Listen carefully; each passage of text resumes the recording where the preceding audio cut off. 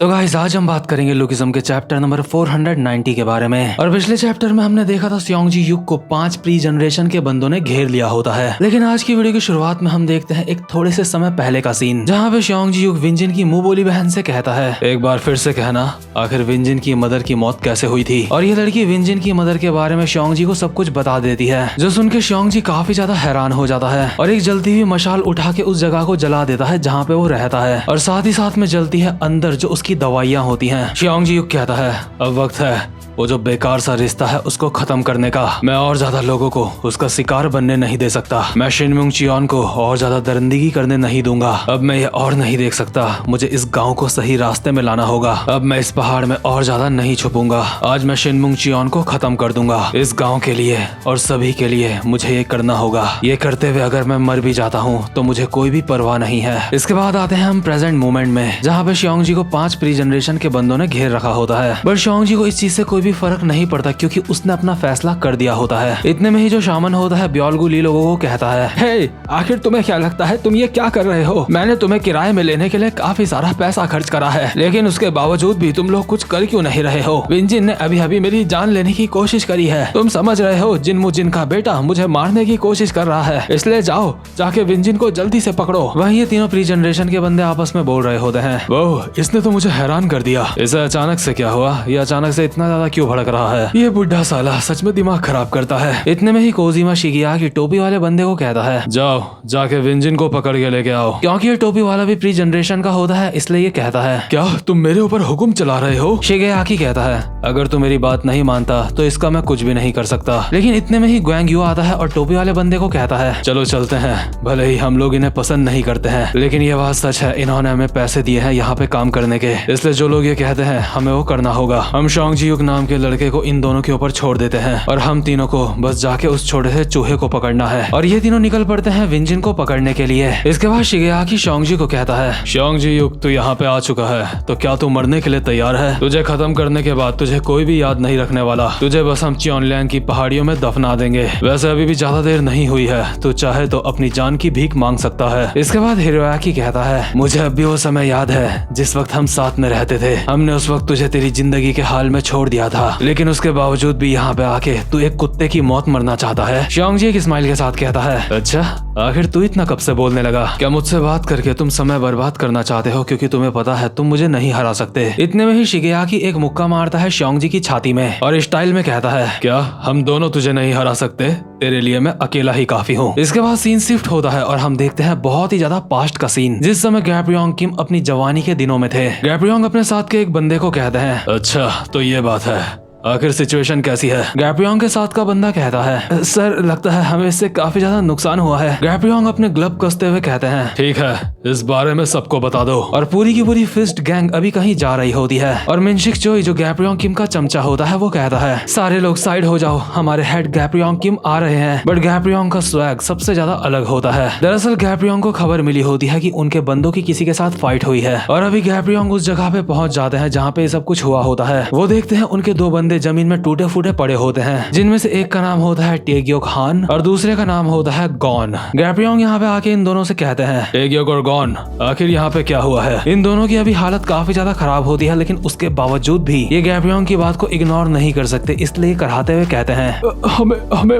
माफ कर दो। गैप्रियोंग कहते हैं, अगर तुम दोनों मिलकर फाइट करते हो तो तुम किसी छोटी गैंग के हेड के बराबर हो जाते हो। उसके बावजूद भी ऐसा कौन है जिसने तुम्हारी ये हालत करी है? ये दोनों कराते हुए कहते हैं, कोजिमा ब्रदर्स ने ये किया है। और क्योंकि ये दोनों लेडे लेडे गैप्रियोंग से बात कर रहे होते हैं इसलिए बेखो कौन कहता है, तुम्हें इस बात का हमेशा ध्यान रखना चाहिए, जब तुम हेड से बात करो तो तमीज के साथ करो। और ये दोनों बेचारे ताकत ना होने के बावजूद भी अपने घुटनों के बल बैठते हैं गैप्रियोंग को रिस्पेक्ट देने के लिए। इनमें से एक बंदा कहता है, लगता है वो दोनों मेनलैंड से यहाँ पे आए हैं। और मेनलैंड का मतलब शायद इनका जापान से होगा। इसके बाद ये बंदा अपनी बात कंटिन्यू करते हुए कहता है, उन दोनों भाइयों को देख के ऐसा लगता है वो कूडो मार्शल आर्ट का इस्तेमाल करते हैं और हम दोनों उनको हराने के लिए काफी नहीं थे। हमने उनके बारे में थोड़ी सी छानबीन करी थी और हमें पता चला उन दोनों को गुइजियन ब्रदर्स भी बोला जाता है। और अभी हम एक सीन देखते हैं जहाँ पे कोजिमा ब्रदर्स प्री जनरेशन के बंदों को मार रहे होते हैं। इसके बाद गैप्योंग बेको कौन को कहते हैं, देखो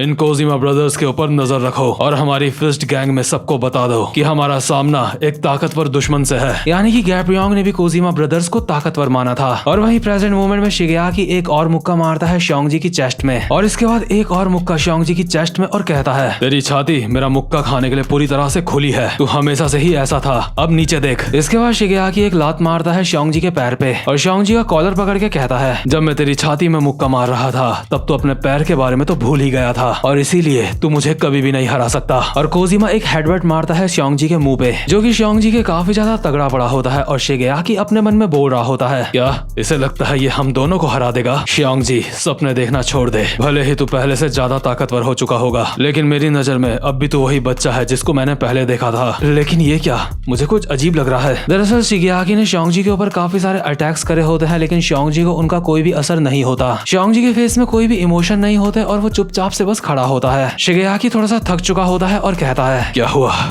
आखिर तू इस तरह का चेहरा क्यों बना रहा है? शियोंजी एक हल्की आवाज में कहता है, क्योंकि मुझे दुख हो रहा है ये देख के तो कितने बड़े इल्यूजन में है। शिगेयाकी ये सुन के काफी ज्यादा हैरान हो जाता है और कहता है, क्या इल्यूजन? शिगेयाकी अपने मन में बोल रहा होता है, आखिर ये क्या बोल रहा है? क्या मैं कोई गलती कर रहा हूँ कि क्या इसे मेरे लिए दुख हो रहा है? लेकिन इतने में ही शियोंजी एक मुक्का मारता है शिगेयाकी की छाती में और कहता है, मैं तुझसे ज्यादा ताकतवर सालों पहले हो गया था। इसके बाद कोजिमा के एक मुक्का पड़ता है रिब्स में, इसके बाद एक लात पैर में और अचानक से शियोंजी शिगेयाकी का कॉलर पकड़ के उसके चेहरे पे हेडबट मारने वाला होता है। और ये चीज शिगेयाकी को अच्छी तरह से पता होती है इसलिए वो अपने मन में कहता है, ठीक है मुझे शांत रहना होगा क्योंकि ये कूडो का ही इस्तेमाल कर रहा है, ये उसी कूडो का इस्तेमाल कर रहा है जो हमने इसे सिखाया था। इसका अगला अटैक जरूर एक हेडबट होने वाला है, मैं इसके अटैक को ब्लॉक कर लूंगा और उसके बाद इसकी अच्छे से तोड़ूंगा। बस शियोंजी हेडबट नहीं मारता, वो शिगेयाकी को कंधे से पकड़ के बस जमीन में पटकने ही वाला होता है। इतने में ही हिरोयाकी आके एक लात मारता है शियोंजी की चेस्ट में जिससे शियोंजी स्लाइड करता हुआ दूर जाता है। हिरोयाकी शिगेयाकी को कहता है, सावधान हो जाओ, तुम्हें संभल के रहना होगा। शिगेयाकी कहता है, हिरोयाकी मेरे रास्ते में मत आओ, वो मेरा शिकार है, तुम उससे दूर रहो। हिरोयाकी सीरियस होके कहता है, क्या तुम देख नहीं पा रहे हो, वो इंसान अब एक शिकार नहीं है। इस वक्त शियोंजी युग पकड़ने वाली कूडो ट्रिक भी इस्तेमाल कर रहा है और मारने वाली कूडो ट्रिक भी, जो कि हम दोनों अलग अलग इस्तेमाल करते हैं लेकिन वो साथ में इस्तेमाल कर रहा है। और ट्रेनिंग कर करके उसने कूडो में काफी ज्यादा महारत हासिल कर ली है। कूडो जिस हद तक खतरनाक हो सकता है वो उसकी ऊंचाइयों तक लगभग पहुंच चुका है। हम अब तक एक शेर के बच्चे को पाल रहे थे बिना ये जाने कि ये क्या कर सकता है। शिगेयाकी कहता है, इसका मतलब तो? हिरोयाकी कहता है, हाँ तुमने बिल्कुल सही समझा, वो इंसान अब एक शिकार नहीं रहा, वो एक शिकारी बन चुका है और ऐसे मॉन्स्टर को हराने का बस एक ही रास्ता है, हम कोजिमा ब्रदर्स को एक साथ मिलके लड़ना होगा। मुझे अंदर से फीलिंग आ रही है शियोंजी युग सच में हमसे ज्यादा ताकतवर हो चुका है और इसको हराने का बस यही रास्ता है कि हम दोनों को यक्ष बनना होगा। इसे हराने के लिए जो करना पड़ेगा हमें वो करना होगा एक असली यक्ष की तरह। इतने में ही हिरोयाकी भागता हुआ शियोंजी की कमर पकड़ लेता है और शिगेयाकी एक लात मारता है शियोंजी की चेस्ट में। हालांकि शियोंजी ने शिगेयाकी की लात को अपने हाथ से पकड़ लिया होता है बट वो अब भी हिरोयाकी की पकड़ में होता है और हिरोयाकी उसे उठा के जमीन में पटक देता है। लेकिन शियोंजी अपने दोनों पैरों के साथ जमीन में लैंड होता है जिस वजह से उसे कोई भी डैमेज नहीं पहुंचता। इतने में ही शिगेयाकी एक कराटे चॉप मारता है शियोंजी के मुंह पे। शियोंजी अभी ऐसी कंडीशन में नहीं होता कि वो इस अटैक से बच पाए पर उसके बावजूद भी वो अपने पैरों से कमाल की ताकत लगा के पीछे की तरफ उछल जाता है और शिगेयाकी का अटैक मिस हो जाता है। और ये चीज कोजिमा ब्रदर्स के लिए सच में काफी ज्यादा हैरानी वाली बात होती है। शिगेयाकी अपने मन में बोल रहा होता है, आखिर ऐसा कैसे हो सकता है, ये तो उस समय बस एक मामूली इंसान था। इसके बाद हम एक पुराना सीन देखते हैं जिस वक्त कोजिमा ब्रदर्स शियोंजी को सिखाया करते थे। शियोंजी अपनी ट्रेनिंग कर रहा होता है और शिगेयाकी हिरोयाकी को कहता है, ये जो कुछ भी सीख पाया है क्या ये इसका टैलेंट है? हिरोयाकी कहता है, मुझे लगता है ये एक जीनियस है लेकिन जीनियस होने के बावजूद भी ये एक नॉर्मल इंसान है इसीलिए इसके पास टैलेंट भी उसी हिसाब से होगा। शिगेयाकी कहता है, हाँ अगर हम इससे ये चाहें कि ये हमारी तरह ताकतवर बन जाए तो हम इससे कुछ ज्यादा ही मांग रहे हैं। हिरोयाकी कहता है, मामूली इंसान ये सब ऐसे ही लोगों के लिए बना है लेकिन कोई बात नहीं, जितना ये अभी सीख रहा है इसके लिए उतना भी काफी है। जितना ये सीख चुका है उससे कम से कम शामन की रक्षा तो कर ही लेगा। और प्रेजेंट मोमेंट में शियोंजी अभी इन दोनों को ही पकड़ के बस जमीन में पटकने ही वाला होता है और हवा ही हवा में ये दोनों अपने मन में सोच रहे होते हैं, वो हमारा एक भ्रम था कि ये एक मामूली इंसान है। हमने इसको एक मामूली इंसान समझा क्योंकि इसके सामने हम ही मामूली हैं। हमें अब समझ आ चुका है एक जीनियस इंसान एक मामूली इंसान को पहचान सकता है, लेकिन एक मामूली इंसान एक जीनियस को कभी नहीं पहचान सकता। और शोंगजी बहुत ही बुरी तरह से इन दोनों को ही जमीन में पटक देता है, बट जमीन में पटके जाने के बावजूद भी शोंगजी इनको छोड़ता नहीं। वो दोबारा से इन्हें खींच के पीछे की तरफ पटक देता है। इतनी बुरी तरह से पटकने के बावजूद भी शोंगजी ने अब भी इन्हें नहीं छोड़ा होता और दोबारा से इन्हें आगे की तरफ खींच के दोबारा से जमीन में पटक देता है। और ये 3 खतरनाक अटैक काफी होते हैं कोजिमा ब्रदर्स को अनकॉन्शियस करने के लिए। इन दोनों को निपटाने के बाद शोंगजी सामन की तरफ बढ़ता है और कहता है, अब तुझे बचाने के लिए यहाँ पे कोई भी यक्ष मौजूद नहीं है। आजा, हमारे बीच का ये जो रिश्ता है आज इसे यहीं पे खत्म करते हैं। शिनमुंग चियोन,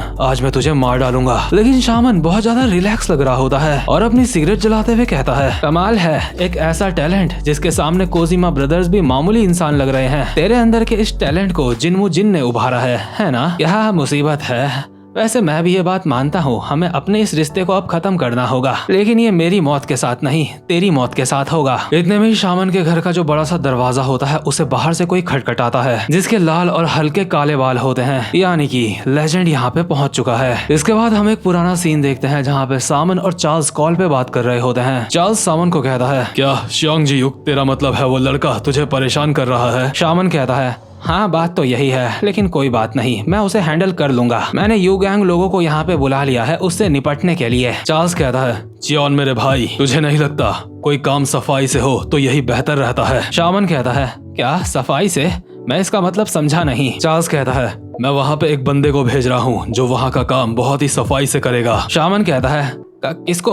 आखिर तुम किसको भेज रहे हो? और अभी हम प्रेजेंट मोमेंट में देखते हैं जो लाल बालों वाला बंदा होता है वो शामन की घर की छत में आके बैठ चुका होता है, इसके बावजूद भी कि दरवाजा लॉक था। इस बंदे के हाथ में एक लॉलीपॉप होती है और ये उसका रैपर खोलते हुए बोल रहा होता है, मैं सोच रहा हूँ तुमने दरवाजा लॉक करके क्यों रखा था? आखिर तुमने ही तो मुझे यहाँ पे बुलाया था, उसके बावजूद भी दरवाजा लॉक। लेकिन फिर मुझे पता चला यहाँ अंदर प्रोग्राम चालू है। तुम सबसे मिलकर अच्छा लगा। मेरा नाम है जिहोन ली। शोंगजी युक, मैं यहाँ पे निपटाने के लिए आया हूँ चार्ल्स चोई के कहने पे। वह तू ही मिस्टर शोंगजी युक है ना? और यार भले ही ये जेम्स ली है, लेकिन अभी यहाँ पे हमें इसका नाम बताया गया है, जिहोन ली, और ये अपने आप में ही काफी ज्यादा डीप चीज है। असल में जेम्स ली एक काफी ज्यादा मिस्टीरियस बंदा है। देखो लोग इसे डीजी भी कहते हैं, यानी कि डियागो, कोई इसे जेम्स ली कहता है, और अब इसने अपना नाम बताया है जिहोन ली। और यार जिस दिन इस बंदे की मिस्ट्री खुलेगी ना, उस दिन लुकिसम की आधे से ज्यादा मिस्ट्री सॉल्व हो जाएगी। और मैंने पिछली लुकिसम की वीडियो में कहा था कि जेम्स की फाइट शोंगजी युक के साथ नहीं हुई थी, जो कि चैप्टर 1 से लेके अब तक किसी भी चैप्टर में नहीं हुई थी। और जैसे ही मैंने बोला कि उनकी फाइट नहीं हुई थी,